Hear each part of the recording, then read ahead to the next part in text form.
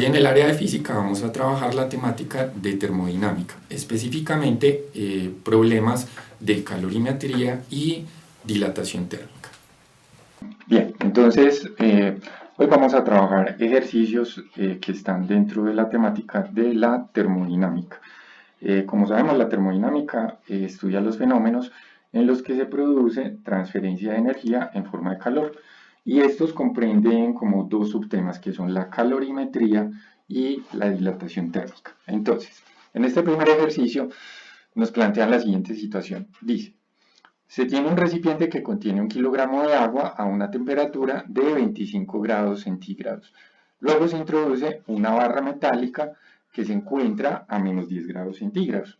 Después de cierto tiempo, el sistema alcanza el equilibrio térmico. Teniendo en cuenta la temperatura del sistema cuando alcanza el equilibrio térmico T sub E, podemos concluir que, entonces, T sub E es la temperatura del sistema cuando alcanza el equilibrio térmico. Entonces nos están diciendo en qué rango está esa temperatura. Nos dicen en la opción A, la temperatura de equilibrio es menor a menos 10 grados centígrados. En la opción B, la temperatura de equilibrio es menor a menos 10 grados centígrados y mayor a 25 grados centígrados. En la opción C nos dicen que la temperatura de equilibrio es mayor a 25 grados centígrados. Y en la opción D nos dicen que la temperatura de equilibrio es menor a 25 grados centígrados y mayor a menos 10. Entonces, debemos tener en cuenta dos cosas, que cuando dos cuerpos que se encuentran a temperatura diferente se ponen en contacto térmico, el calor fluye siempre del cuerpo que se encuentra a mayor temperatura hacia el que se encuentra a menor temperatura.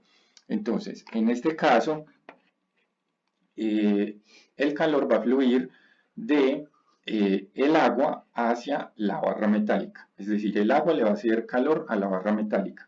¿Eso qué consecuencias va a tener?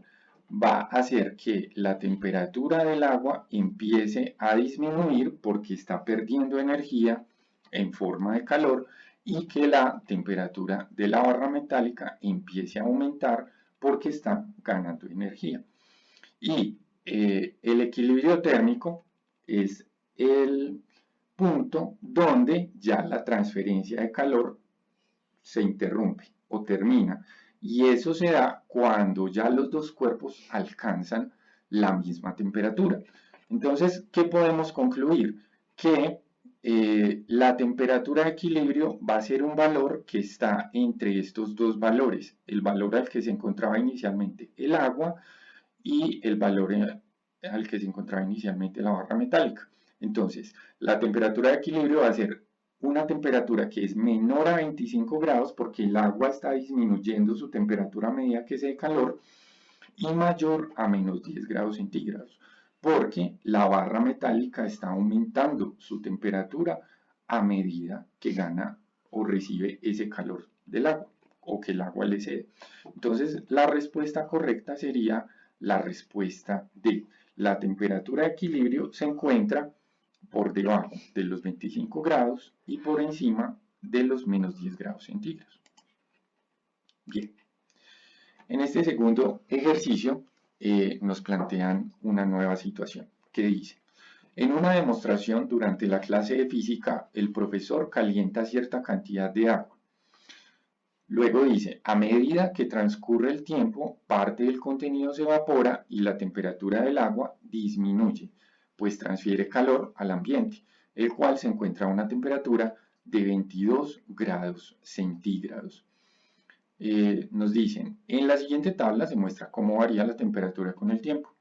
Si se mantiene la tendencia, se podría esperar que la temperatura del agua después de 60 minutos. Entonces, si observamos nuestra tabla, entonces, se toma el agua, se calienta, entonces en el tiempo inicial, es decir, en 0 minutos, el agua se llevó a 100 grados centígrados y tenía un volumen de 100 mililitros. Ya después se deja de calentar y se deja en contacto con el ambiente. Y a medida que transcurre el tiempo que podemos observar que la temperatura del agua va disminuyendo, va disminuyendo, porque ella está transfiriendo calor al ambiente, ¿sí? Y también en ese proceso se produce una pequeña evaporación. Si observamos, a medida que va perdiendo calor y disminuyendo temperatura, el volumen también disminuye, ¿sí? Un poco, pero disminuye. Entonces nos dicen, si se mantiene la tendencia, se puede esperar que la temperatura del agua después de 60 minutos sea. Entonces aquí vemos que la temperatura va en disminución. Después de 10 minutos bajó de 100 a 84,4, a los 20 minutos ya bajó a 68,8 grados centígrados, después de 30 minutos bajó a 53,2 grados centígrados, después de 40 minutos bajó a 37,6 grados centígrados y después de 50 minutos llegó a 22 grados centígrados. Entonces, si uno observa la tendencia de la temperatura es que ella está disminuyendo. Entonces, uno inicialmente diría que después de 60 minutos la temperatura, si sigue disminuyendo, va a estar por debajo de 22 grados centígrados. Pero tenemos que tener en cuenta que en el enunciado nos dicen que el agua transfiere calor al ambiente y que la temperatura ambiente es de 22 grados centígrados. Y el ambiente es un cuerpo muy grande. Entonces, a los 50 minutos, cuando el agua llegó a 22 grados centígrados, quiere decir que ya está en equilibrio térmico con el ambiente, porque llegó a la temperatura de este. ¿Eso qué significa? Que como ya el agua está en equilibrio térmico con el ambiente, entonces la transferencia de calor se interrumpe y ya la temperatura no va a seguir cambiando. ¿Eso qué significa? Que nuestra respuesta correcta va a ser la A. Entonces, si nosotros seguimos llenando nuestra tabla, después de los 50 minutos ya la temperatura va a permanecer constante. Siempre va a ser 22 grados centígrados, porque ya se alcanzó el equilibrio térmico. Entonces, nuestra respuesta es que es igual a 22 grados centígrados, que es la temperatura del ambiente. Bien, en el siguiente ejercicio se hace el siguiente experimento. Nos dice, un investigador pretende analizar la forma en que dos sustancias diferentes elevan su temperatura. Para hacerlo, él agrega en un recipiente cierta masa de agua y en otro la misma masa, pero esta vez de glicerina, ambos a temperatura ambiente. Entonces quiere decir que el agua y la glicerina inicialmente están a la misma temperatura. Luego pone los recipientes sobre dos mecheros ubicados debajo de cada uno de ellos y empieza a anotar la temperatura durante cada 5 minutos, obteniendo como resultado la siguiente gráfica. Entonces, él registra la temperatura cada 5 minutos, cómo varía, tanto para la glicerina como para el agua. Y acá nos muestran que esta lineecita azul es la variación de la temperatura para el agua y que la lineecita punteada roja es la variación de la temperatura para la glicerina. Nos preguntan, dice, teniendo en cuenta el planteamiento del experimento y la gráfica obtenida por el investigador, podemos afirmar que la hipótesis que él evaluó es. Entonces vamos a leer las opciones de respuesta, a ver cuál posible hipótesis se puede demostrar con los resultados obtenidos. Entonces en la opción A nos dicen, la glicerina se evapora más rápido que el agua. Entonces, esa hipótesis no se puede evaluar porque en ningún momento nos están diciendo que el aumento de temperatura fue tal que llevó a que la glicerina o el agua cambiaran de estado. Simplemente se registró fue el cambio de temperatura de la glicerina. Y en la gráfica no está consignado si cambió de estado o no, si pasó de líquido a vapor.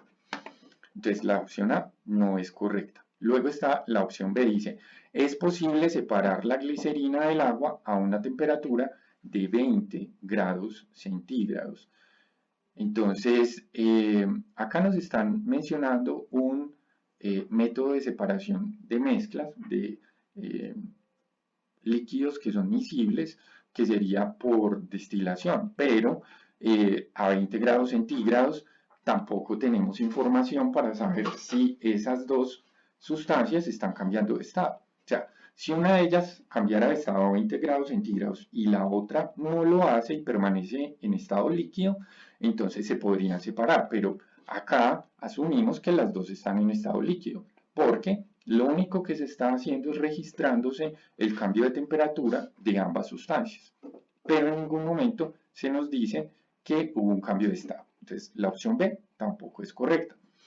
En la opción C nos dicen diferentes sustancias absorben calor de diferente forma.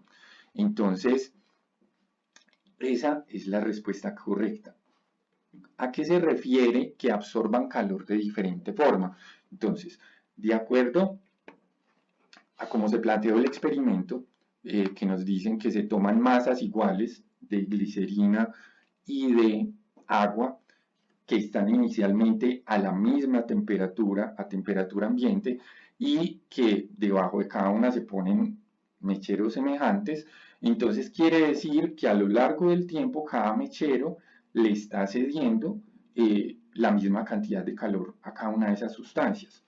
Entonces, se les está cediendo la misma cantidad de calor, pero observamos que la variación de la temperatura de cada una de esas dos sustancias es distinta. Es decir, la temperatura de la glicerina aumenta más rápido que la temperatura del agua. Después de 2 minutos, la temperatura del agua está entre 20 y 30 y la temperatura de la glicerina podríamos decir que ya está por encima de los 30 grados centígrados. Entonces, suministrándoles una misma cantidad de calor, esa energía que absorbe cada una de esas dos sustancias tiene consecuencias diferentes, es decir, produce cambios de temperatura diferentes en cada sustancia, y a eso hace referencia que absorben calor de diferente forma, y esto es debido a que el calor específico de la glicerina y el calor específico del agua son distintos, y el calor específico es la cantidad de calor que hay que suministrarle a una unidad de masa de esa sustancia para cambiar su temperatura en un grado centígrado, ¿sí? Entonces, esa sería nuestra respuesta correcta y la hipótesis que se demostró. Si ambas sustancias tuvieran un cambio de temperatura igual, no estarían absorbiendo calor de la misma forma. Bien, siguiente ejercicio. En este nos plantean esta situación. Dice, en un laboratorio se dispone de 50 gramos de 4 sustancias con calores específicos diferentes.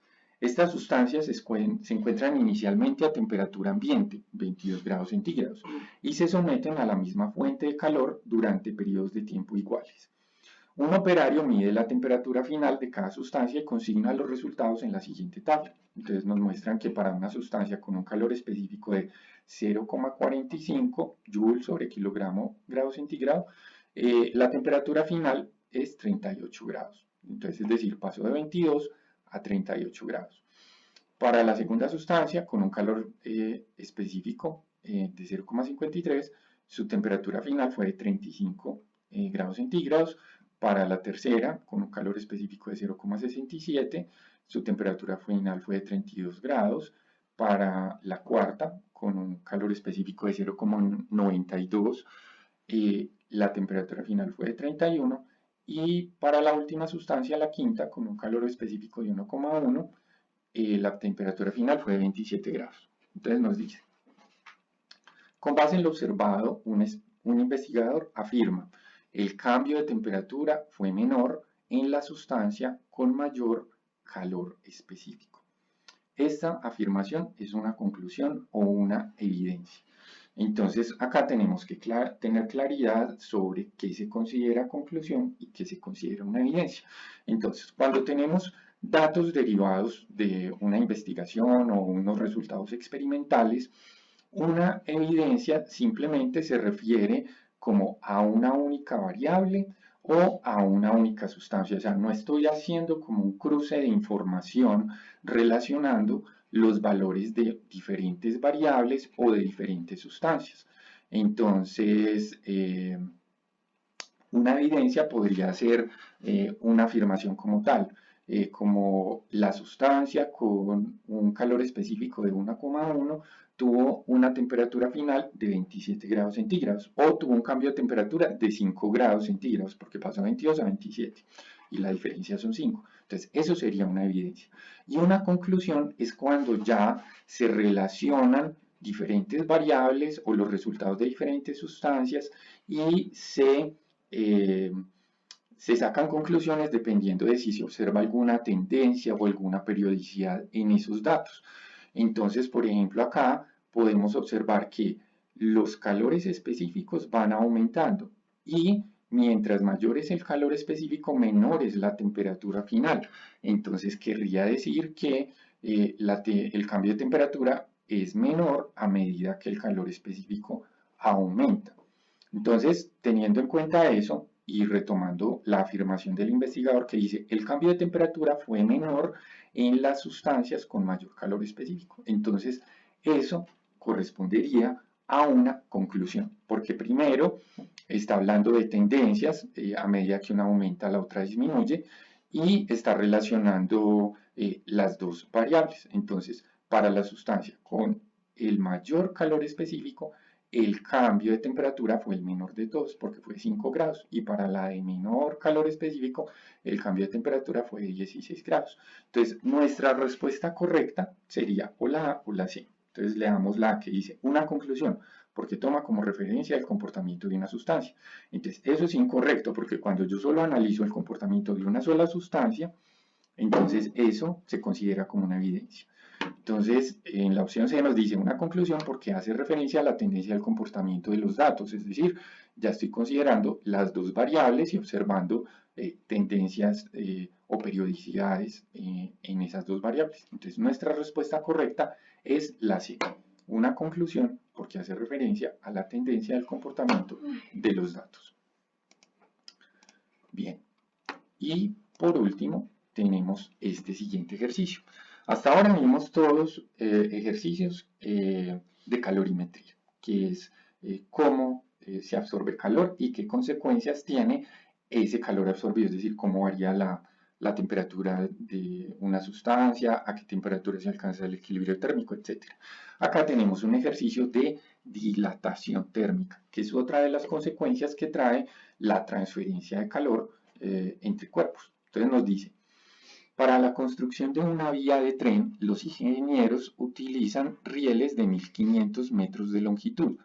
Para escoger el material a utilizar deben tener en cuenta los datos que se registran a continuación. Entonces nos muestran una tabla con 4 columnas. Acá nos dicen el material del que estarían hechos los rieles, que sería acero, cobre o plomo. Nos dan el coeficiente de dilatación térmica, que está en unidades de grado centígrado a la -1. Entonces, para el acero, el coeficiente de dilatación térmica es de 12 por 10 a la -6, para el cobre 17 por 10 a la -6 y para el plomo 30 por 10 a la -6. Ahora, en la tercera columna nos dicen la variación de temperatura a la que se someten los rieles. Entonces todos serían sometidos a un cambio de temperatura de 20 grados centígrados. Y acá nos dicen cuál es la longitud final del riel después de ser sometido a ese cambio de temperatura. Entonces el riel de acero, su longitud final sería de 1500,35 metros. Para el riel de cobre, su longitud final sería de 1500,5 metros. Y para el riel de plomo, su longitud final sería de 1500,82 metros. Entonces nos plantean lo siguiente. Dice, una pregunta que puede contestarse basándose en los datos es. Entonces leamos las opciones y luego concluimos cuál es la correcta. Entonces en la opción A nos dicen, ¿cuál de los tres materiales presenta mayor cambio de temperatura en un tiempo determinado? Entonces, esa respuesta no se puede contestar con base en la información que nos dan en la tabla. ¿Por qué? Porque los tres rieles, pues que están hechos de materiales diferentes, están sometidos al mismo cambio de temperatura. Entonces, entra en contradicción con lo que nos plantea. Nos dice, ¿cuál de los tres materiales presenta mayor cambio de temperatura en un tiempo determinado? el cambio de temperatura es el mismo para los tres y no nos mencionan el tiempo en ningún momento. Entonces la opción A la descartamos como incorrecta. La opción B. ¿En qué proporción se ve afectada la longitud final del riel según la variación de temperatura a la cual se someta? Entonces, esta pregunta tampoco se puede responder por lo mismo, porque la variación de temperatura es la misma para los tres materiales. Para poder responder esta pregunta tendría que ser que cogiéramos materiales en rieles hechos del mismo material, varios rieles, que tengan la misma longitud inicial, por decir, tres rieles de acero que tengan 1500 metros de longitud inicial y esos tres rieles someterlos a variaciones de temperatura diferente, por decir, someterlos a una variación de temperatura de 20 grados, otro a 30 grados y otro a 40 y observar cómo es la longitud final, si sí depende de la variación de la temperatura o no. Entonces, como eso no es lo que tenemos acá, todos los tres rieles fueron sometidos a la misma variación de temperatura, entonces esta pregunta no se podría responder con base en esa información. Listo, en la opción C nos dicen, ¿está relacionado el coeficiente de dilatación térmica de cada material con la longitud final del riel? Entonces, esta pregunta sí se puede responder. ¿Por qué? Porque nosotros tenemos que los tres rieles están hechos de materiales diferentes y eso conlleva a que tengan coeficientes de dilatación diferentes. Y las otras dos variables que son la longitud inicial del riel y la variación de la temperatura es la misma para los tres materiales, es decir, los tres rieles, su longitud inicial es de 1500 metros y los tres son sometidos a el mismo cambio de temperatura. Entonces, la única variable que podría ser responsable del cambio en la longitud final sería que los tres rieles tienen coeficientes de dilatación diferentes. Y observamos que a menor coeficiente de dilatación, la variación es más pequeña, solo aumentó 0,35 metros. Y para el riel que tiene el coeficiente de dilatación mayor, que es 30 por 10 a la menos 6, la variación fue más grande, varió 0,82 metros. Entonces, nuestra pregunta que se puede responder con esta información es si está relacionado el coeficiente de dilatación térmica de cada material con la longitud final del riel. Y la respuesta es sí está relacionado. A mayor coeficiente de dilatación térmica, mayor variación en la longitud o mayor longitud final va a tener el riel y viceversa. A menor coeficiente, menor longitud final. Eso es todo. Espero que les haya gustado la explicación, que haya sido claro y hasta una próxima oportunidad.